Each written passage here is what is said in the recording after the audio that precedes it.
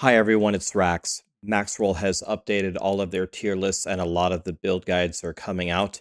And I was going to theory craft two particular builds. I was going to theory craft the Quill Volley Eagle Spiritborn and the Touch of Death Poison Spiritborn, because from what I was seeing, those are like the two strongest skills in the game. And the Maxroll tier list came out, and they have them at 1 and 2. And look who it is. It's our favorite guy ever. Woody wrote both of the builds, and there's actually something very funny about these two builds. I want to talk to you about both of these and share the links with you. And I think Woody is going to have his own videos going over it, probably in tremendous detail soon. And I don't want to take the thunder for him. In fact, I would love it if you guys would jump over to his channel and give him a like and a follow. But since he has already wrote the guides and since they're on Maxroll, I want to talk just high level about them real quick. So if you guys are jumping in, you'll have something to strive for when you get out of the past all the leveling guides that I gave you. But I'm sure these guides will be updated as we learn more. But there's something very funny here that you're going to see between, I think, these two builds. I am expecting to be the two best builds in the game, unless people can theory craft something better, which is absolutely possible.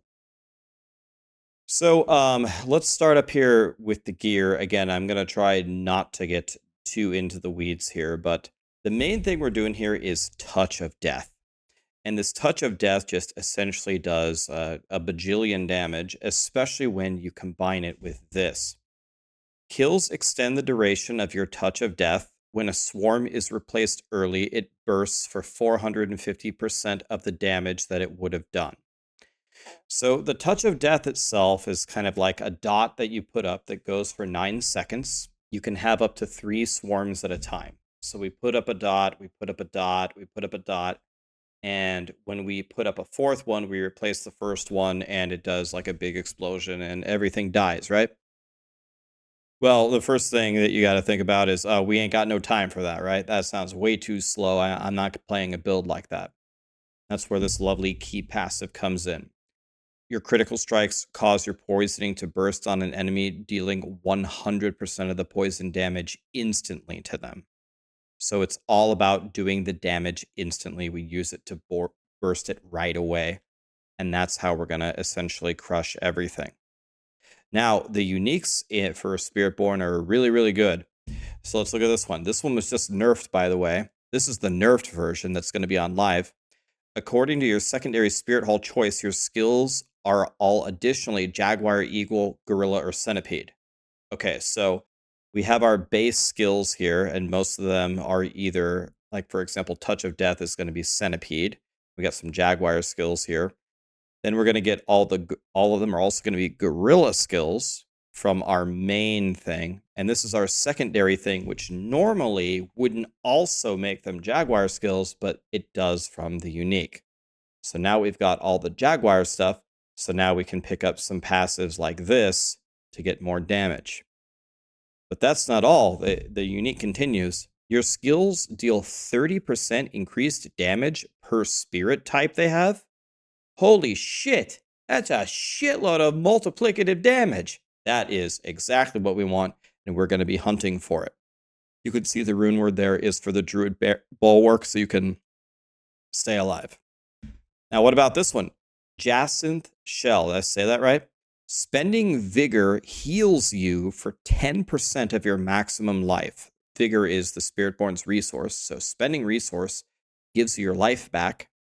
Every second, your active cooldowns drain 10% of your maximum life, but reduce their durations by 3 seconds. So as long as we take a bunch of stuff to kind of counteract this curse part of this unique, we're going to be able to essentially drain all of our life back. As it drains our life, we're going to try to keep it full to reduce our cooldowns essentially to 0, just so we can spam everything. Crazy, crazy strong. Until maybe for some of these variants, maybe it'll use Tyraels instead to just stay alive through everything. And then when you cast a skill with a cooldown, you explode, dealing fire damage. This is just going to be fun, man. If our cooldowns are always up and we're always just detonating bombs on top of detonating the poison bombs, God, this is going to be fun. Then we have the Rod of Kepeleke. There's probably no chance I said that right. Your core skills are now additionally basic skills, and they're free to cast, but they do 30% reduced damage based on their vigor cost. When cast at maximum vigor, your core skills consume all vigor to return to full damage. Cast at their largest size become guaranteed critical strikes with 3% increased critical strike damage for each point of vigor spent this way. Holy shit. That's a ton of extra tags that we added on it, and it makes vigor of the utmost importance to generate. So we're going to do everything that we can in the Paragon board and everything else that we're doing to buff that up. And for the rune word here, we will take the vortex to pull everything in. So when we do those fire attacks and when we do those, when we do the touches of death, everything dies. Then we have the Ring of the Midnight Sun. When you critically strike, you regain 50% of the vigor you've spent in the last 2 seconds and gain counterattack's passive effect. Holy cow, this is pretty nice. So we're going to be able to gain back all of our vigor to really synergize very well with this and just spam everything. Then, of course, we have my favorite combo, what I put in every leveling guide. I'm glad Woody likes it as well. The gorilla thing for the for the barrier on 5% max life is so godly for staying alive, and the jaguar, of course, to build all of our stacks of ferocity, so we attack at the speed of light. So I think that pretty much covers it. We use the jaguar here to unlock a lot of these awesome passives with the ultimate, and the main thing that it does is you can use this one pretty much all the time. So the rotation is very easy. Essentially, what reading all this turns into is you essentially just spam all your skills and just murder everything.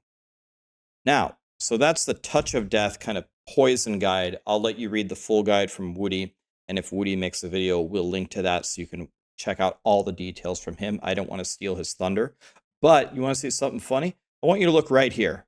Look at this, and kind of look at the items here. Look at the skills, and look at the Spirit Hall selections. Now let's look at the other best build, the Quill Volley Eagle.